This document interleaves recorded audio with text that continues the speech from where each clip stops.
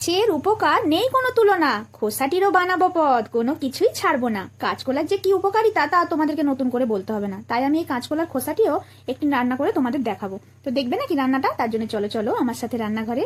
দেখো, আমি প্রথমেই কড়ার মধ্যে তেল দিয়ে কিছু বড়ি ভেজে তুলে রাখলাম।